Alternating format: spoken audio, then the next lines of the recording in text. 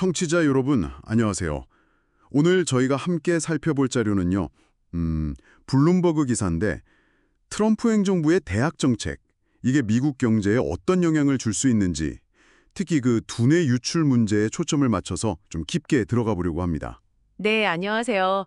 이게 뭐 단순히 대학만의 문제가 아니라 미국의 혁신이나 생산성, 이런 거시적인 부분까지 연결되는 거라 상당히 흥미로운 주제죠. 맞습니다. 그래서 오늘은 역사적인 사례랑 지금 미국 상황을 좀 비교해 보면서 이 문제가 장기적으로 어떤 의미가 있는지 그걸 파헤쳐 보는 게 저희 목표입니다. 네, 특히 과거 사례를 보면 현재 상황을 좀 더 명확하게 이해할 수 있거든요.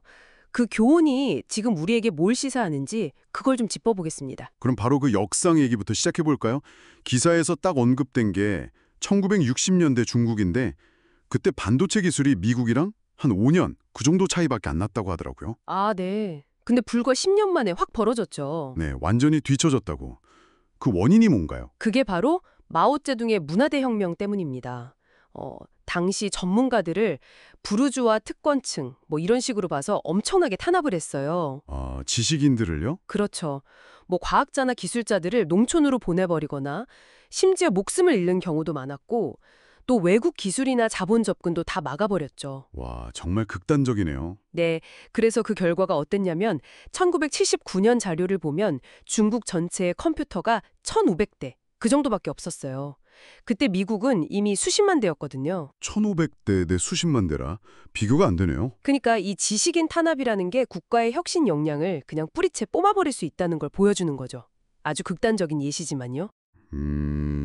그 중국 사례를 듣고 나니까 기사에서 현재 미국 상황을 약간 트럼프식 문화대혁명 라이트라고 표현한 게 물론 과장이 심하지만 왜 그런 비유를 썼는지 조금은 알 것 같아요. 그렇죠. 뭐 명문대 예산을 깎는다거나 외국 학자나 학생들 비자 문제를 어렵게 만든다거나 하는 그런 흐름들에 대한 우려의 목소리인 거죠. 네. 특히 그 네이처 저널 3월 설문 결과는 좀 놀랍던데요.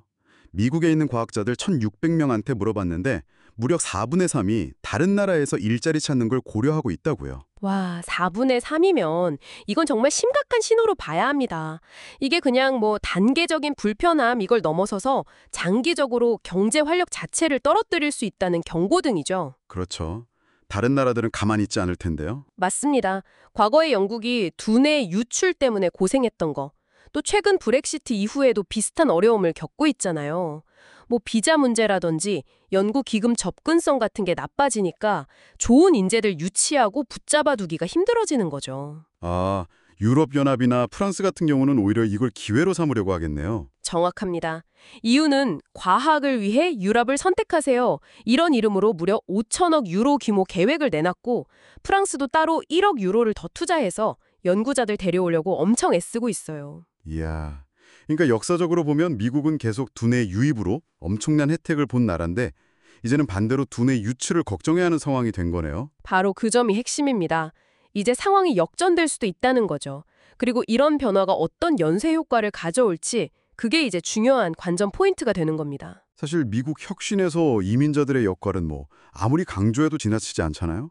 그 NBER 국립경제연구국 자료를 보니까 90년부터 2016년까지 미국 특허의 23%가 이민자들이 단독으로 낸 거고 23%요? 네네. 미국 태생발명가랑 같이 한 것까지 합치면 무려 36%가 이민자 관련 특허라고 하더라고요. 와, 36%면 거의 3분의 1 이상이네요. 이건 뭐 숫자가 그냥 보여주는 거죠. 미국 혁신의 상당 부분이 사실상 해외 인재들에게 기대고 있다는 거잖아요. 네, 명백한 증거죠. 물론 뭐 다른 시각도 있습니다. 누리엘 루비니 교수 같은 경우는 AI나 로봇공학 같은 기술 발전 자체가 워낙 뛰어나니까 미국이 기술 리더십을 계속 유지할 거다. 뭐 이런 낙관론도 있죠. 기술이 관세를 이긴다. 뭐 이런 표현도 쓰고요. 기술 자체의 힘으로 극복할 수 있다. 네, 그런 관점도 있는데 근데 이 기사에서는 중국의 부상을 상당히 경고하고 있습니다. 이미 뭐 청정에너지 같은 미래의 핵심 기술은 중국이 상당 부분 장악하고 있고 전기차, 배터리, 로봇, 바이오 이런 분야에서도 정말 무섭게 따라오고 있거든요. 그렇죠. 특히 그 AI 스타트업 딥식 사례는 좀 인상 깊었어요. 훨씬 싼 비용으로 미국 최고 모델들이랑 거의 비슷한 성능의 챗봇을 내놨다는 거잖아요. 맞아요. 그게 상징적인 거죠. AI 분야에서도 이제 격차가 정말 빠르게 좁혀지고 있다는 걸 보여주는 사례니까요. 기사에서 또 하나 지적하는 게 그 역두뇌 유출 현상이던데요.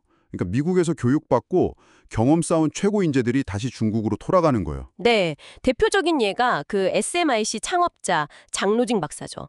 중국 반도체 산업의 거의 뭐 설계자 같은 분인데 텍사스 인스트루멘트에서 수십 년 일하다가 중국으로 돌아가서 SMIC를 세웠잖아요. 아, 그런 사례들이 꽤 있다는 거군요. 네, 여기에는 이제 미국 쪽에서 밀어내는 요인, 예를 들면 2018년에 트럼프 행정부가 했던 차이나 이니셔티브 같은 거요.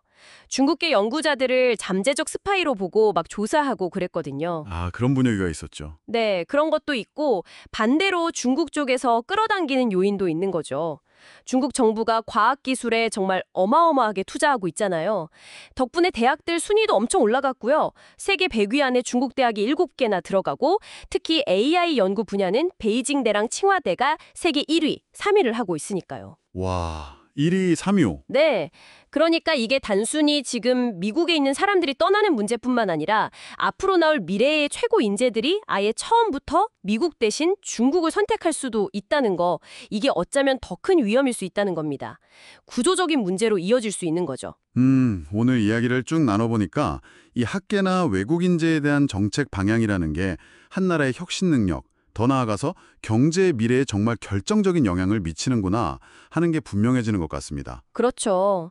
청취자 여러분께서도 이게 그냥 미국만의 이야기가 아니라 전 세계적인 인재 확보 경쟁이 어떻게 돌아가고 있는지, 또 기술 패권의 미래가 어떻게 될지, 그리고 그게 결국 우리 경제와 사회에는 또 어떤 영향을 미칠지 한번 생각해 보시는 계기가 되면 좋겠습니다. 네, 마지막으로 저도 한번 질문을 던져보고 싶은데요. 기사에서도 지적했듯이 중국은 과거에 미국에서 교육받고 훈련받은 자국 인재들이 돌아오면서 큰 혜택을 받거든요. 네, 역두뇌 유출로요. 그쵸.